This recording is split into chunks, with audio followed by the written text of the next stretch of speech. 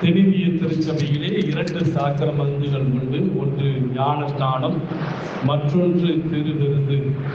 இந்த ஞானஸ்நானத்தை குறித்தும் திருவிருந்தை குறித்தும் வருடந்தோறும் ஒரு அருளுரை திருச்சபை மக்களுக்கு ஆற்றப்பட வேண்டும் என்பது தென்னிந்திய திருச்சபையின் பஞ்சாங்கத்திலே இருக்கின்ற ஒரு குறிப்பு. இந்த நாளிலே திருவிருந்து என்கின்ற சாக்கிரமத்தை குறித்து உங்களோடு கூட திருமறையின் சத்தியங்களை பகிர்ந்து கொள்ள விரும்புகின்றேன். திருவிருந்துக்கென்று 3 அடையாளங்களை திருமறை சொல்லுகின்றது. யூக்கரிஸ்ட் அப்படிங்கிற ஒரு கிரேக்க சொல்லுக்கு, யூக்கரிஸ்டோ அப்படிங்கிற ஒரு கிரேக்க சொல்லுக்கு நன்றி செலுத்து அப்படின்னு சொல்லிட்டு பொருள். நன்றி செலுத்து. திருவிருந்து என்றால் என்ன அப்படின்னா, திருவிருந்து என்றால் நன்றி செலுத்துதல். இயேசு கிறிஸ்து தாம் காட்டி கொடுக்கப்படுகின்ற அன்று தன்னுடைய சீடர்களோடு பந்தி இருக்கிறார். அந்த பந்தி இருக்கும் வேளையிலே அவர் முன்பாக அப்பம் வைக்கப்பட்டிருக்கின்றது. அந்த அப்பத்தை அவர் எடுக்கின்றார், ஸ்தோத்திரம் செய்கின்றார் அப்படின்னு திருமறை சொல்லுகின்றது. அவர் ஸ்தோத்தரிக்கிறார், அவர் நன்றி சொல்லுகின்றார்.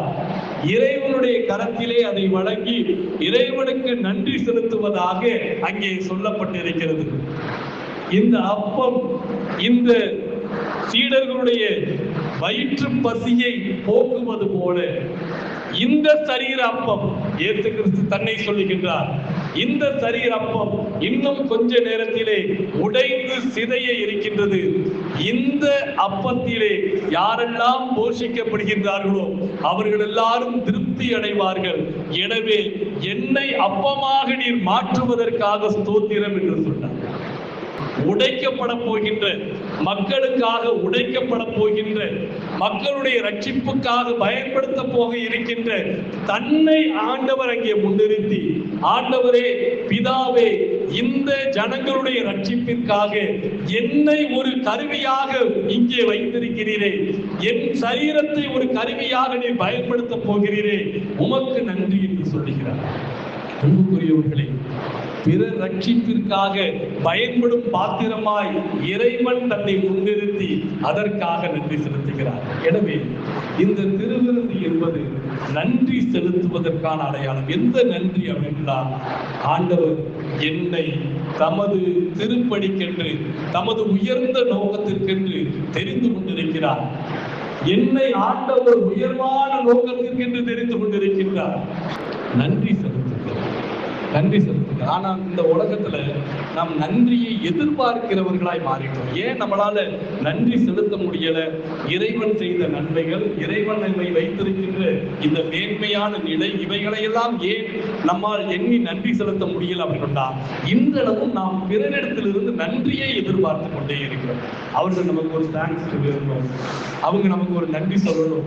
நன்றி சொல்வது நல்ல பண்பு, அதுல மாற்றுக்கிறது கிடையாது. ஆனால் நன்றியை எதிர்பார்த்து கொண்டிருப்பது அது நல்ல பண்பு கிடையாது. நன்றி எதிர்பார்த்து கொண்டிருப்பது நல்ல பண்பு கிடையாது. அவங்க நன்றி சொல்லுவாங்கன்னு நான் காத்திருக்கேன்னு சொன்னா அது மாதிரி ஒரு ஆண்டவருக்கு பிரியமில்லாத காரியம் எதுவுமே கிடையாது. சில நேரங்கள்ல பெரியவங்களுக்கு அவன் எனக்கு தோத்திரம் சொல்லல பத்தியா அப்படின்னு சொல்லுவாங்க. அன்புக்குரியவர்களை தோத்திரம் அவன் உங்களுக்கே சொல்லல இல்லையா? இறைவனுக்கு சேர வேண்டிய பங்கு அது, இறைவனுக்கு சேர வேண்டியது. அப்படித்தானே நீங்க பரமண்டல ஜெபத்தினுடைய கடைசி வரி என்ன சொல்றீங்க?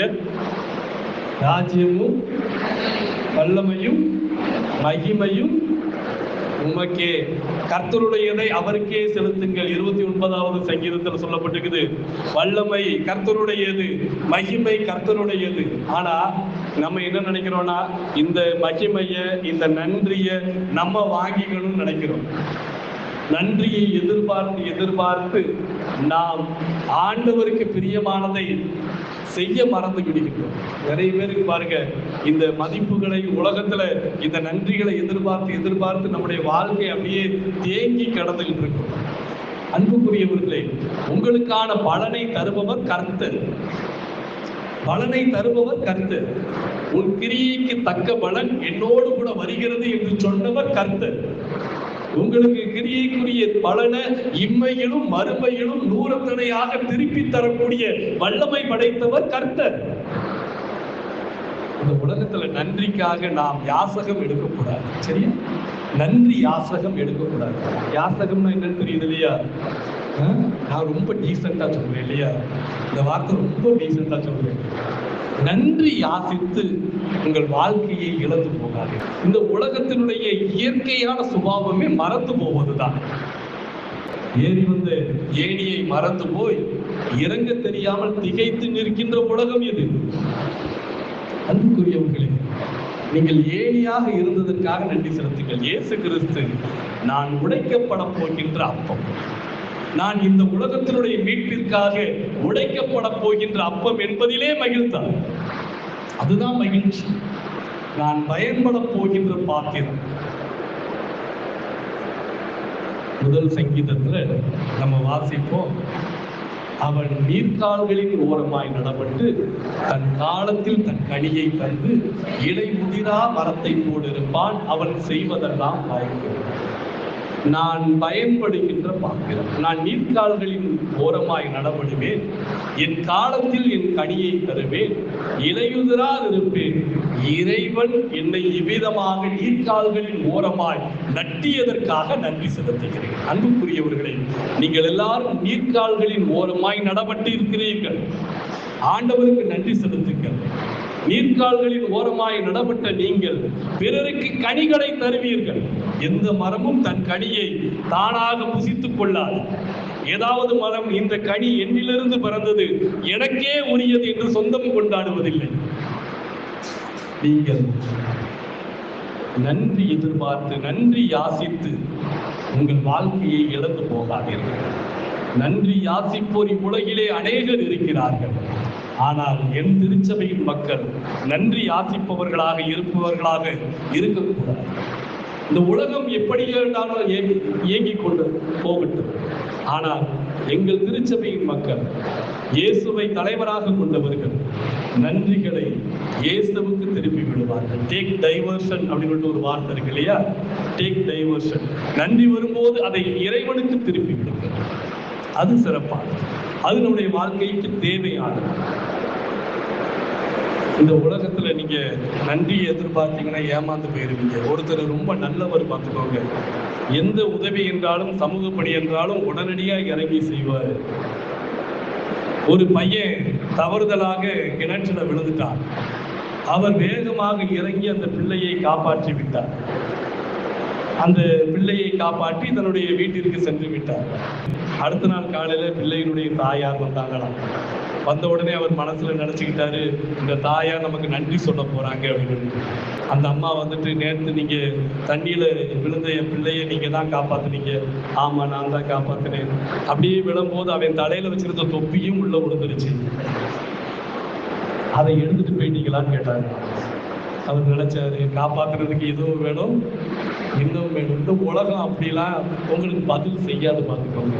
உலகம் எதிர்பார்த்து கொண்டேதான் இருக்கு. நீங்க அன்புக்குரியவர்களே, நீங்கள் நன்றி யாசகம் செய்யாதீர்கள். இயேசு இறைவனுக்கு நன்றி செலுத்தினார்.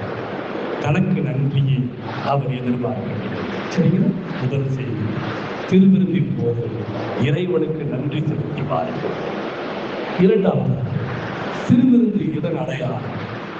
திருவிருந்து திருமறை சொல்லுகிறது, அது நினைவு கூறுதலின் அடையாளம். திருவிருந்திலே எவைகளை நினைவு கூற வேண்டும்? இந்த திருவிருந்து ஆராதனையில நீங்க கலந்து கொள்ள போறீங்க. எவைகளை எல்லாம் நினைவு கூற வேண்டும்? எவைகளை எல்லாம் நினைவு கூற வேண்டும்? ஆண்டவர் உங்கள் வாழ்வில் செய்த அதிசயங்களை நினைவு கூறுங்கள். இது என்னை விட்டு அகலாது, என்னை விட்டு இது பிரியாது, என்னிடமிருந்து இந்த பாவமோ அல்லது சாபமோ என் வாழ்க்கையை முழுவதுமாக நசுக்கிக் கொண்டிருக்கின்ற பிரச்சனைகளோ நெருக்குதல்களோ இவைகளெல்லாம் எனக்கே விதிக்கப்பட்டது, இவைகள் என்னை விட்டு அகன்றே போகாது என்று அநேக நேரங்களிலே சோர்ந்து கிடந்த நம்மை அந்த அனைத்து பிரச்சனைகளிலிருந்தும் விடுவித்து கொண்டு வந்தாரே, அதை நினைவு. நம்முடைய இறைவனுக்கு ஒரு அழகான பெயர் உண்டு, அவர் நினைத்தருளி ஆசீர்வதிக்கிறது. அல்லேலூயா! கர்த்தர் நம்மை நினைத்திருக்கிறார், அவர் ஆசீர்வதிப்பார். அவருடைய ஆசீர்வாதங்கள் திருமறையில இன்னொன்று சொல்லப்பட்டிருக்குது, அவருடைய பரிசுத்தத்தின் நினைவு கூறுதலை கொண்டாடுங்கள். அதை நீங்க செலிப்ரேட் பண்ணுங்க. என்னதான் செலிப்ரேட் பண்ணணும்? ஆண்டவர் நம்மை நினைவு கூறுகிறார். ஆனால் திருவிருந்தின் நேரத்துல இது இறைவனை நினைவு கூறுகின்ற நேரம். எதை நினைவு கூறுகிறார்? இறைவன் என்னை நினைவு கூறுகிறார். அதை நீங்கள் நினைத்து பாருங்கள். உங்களை எது நினைத்து பார்க்க சொல்றேன்னு தெரியுதா? இறைவன் நம்மை நினைத்திருக்கிறார். அதை நாம் நினைத்து பார்ப்பதற்கு என்னங்க பிரச்சனை? அவர் நினைத்து நினைத்து நம்மை ஆசீர்வதித்திருக்கிறார். அதை உணர்ந்து பார்ப்போம், அதை திரும்பி பார்ப்போம். என் ஆத்துமாவே கர்த்தரை ஸ்தோத்திரி, என் முழு உள்ளமே அவருடைய பரிசுத்த நாமத்தை ஸ்தோத்திரி. என் ஆத்துமாவே கர்த்தரை ஸ்தோத்திரி, அவர் செய்த சகல உபகாரங்களையும் மறவாதே. நினைவு கூர்ந்து மறவாமல் இருப்பது. நினைத்து பாருங்கள், நினைத்து பாருங்கள். நாம் நிற்பதும் நிர்மூலமாகாது இருப்பதும் அவருடைய கிருபையின் அடையாளங்கள். நினைத்து பாருங்கள். இம்மட்டும் என்னையும் என் வீட்டையும் ஆண்டவரே நீர் கொண்டு வந்தீரே, நான் எம்மாத்திரம், என் வீடு எம்மாத்திரம். நினைவு கூறுங்கள்.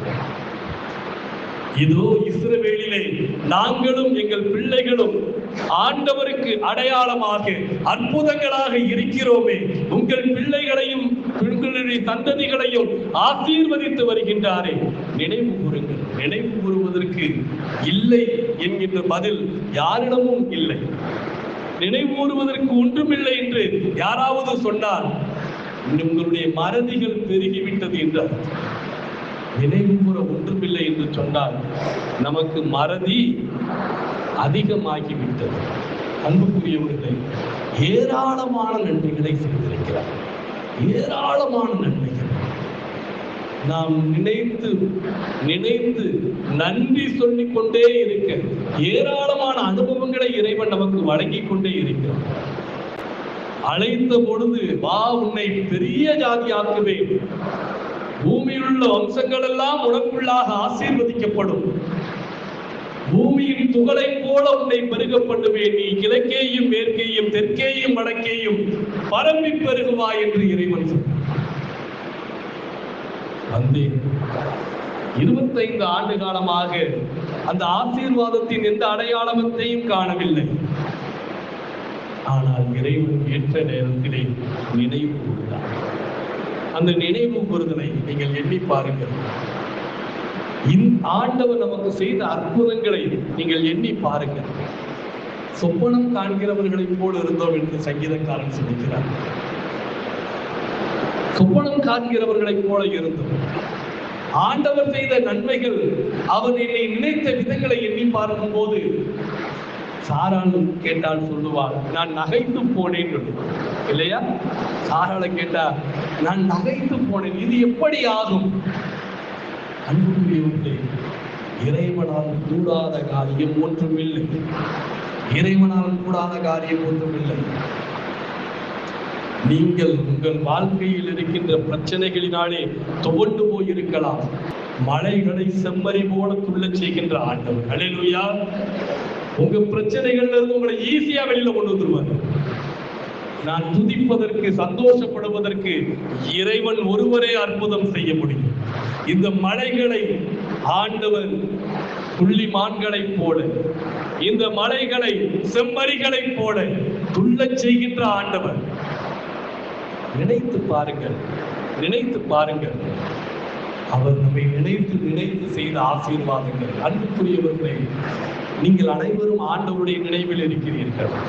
இன்னும் எனக்கு சில ஆசீர்வாதங்கள் இல்லையே, சில நன்மைகள் இல்லையே. ஆண்டவரிடத்தில் உங்களுடைய விண்ணப்பங்கள் இருக்கிறது. நீங்கள் எதிர்பார்க்கும் முடிவை உங்களுக்கு தரும்படி உங்கள் தேவனாகிய கர்த்தர் உங்கள் இருதயத்தின் நினைவுகளை அறிந்திருக்கிறார். ஏற்ற வேளையில் எல்லாவற்றையும் ஆண்டவர் செய்து நிறைவேற்றுவார்.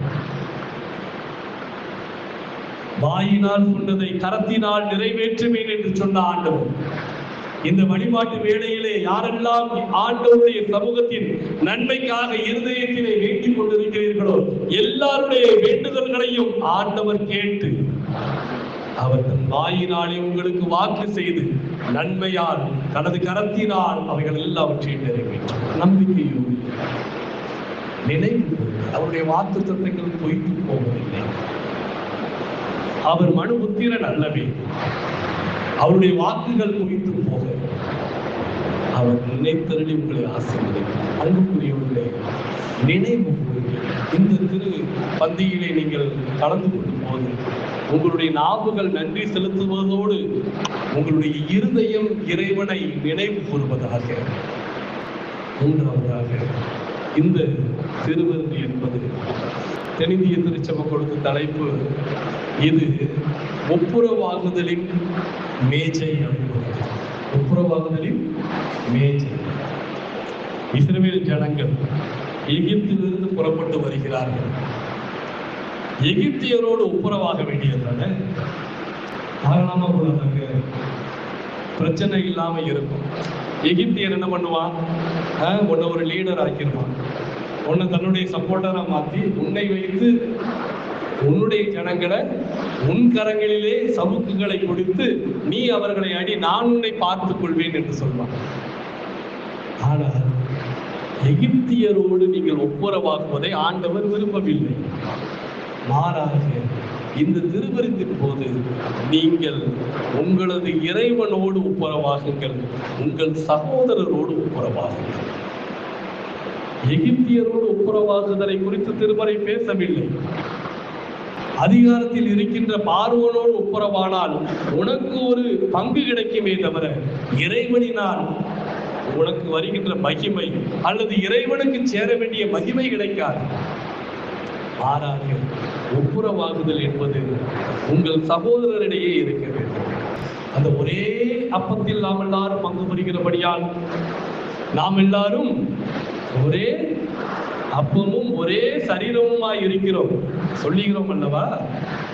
அதை சொல்லுகிறோம் அல்லவா? அதை நாம் உச்சரிக்கிறோம் அல்லவா? அந்த ஒரே அப்பத்தில் நாம் எல்லாரும் பங்கு பெறுகிறபடியால் என்ன மாற்றம் நிறைவேற வேண்டும்? இந்த ஒரே அப்பத்திலே பங்கு பெறுவதற்கு என்னுடைய நண்பரும் வருகிறார், எனக்கு எதிரியாக இருப்பவர் வருகிறார்.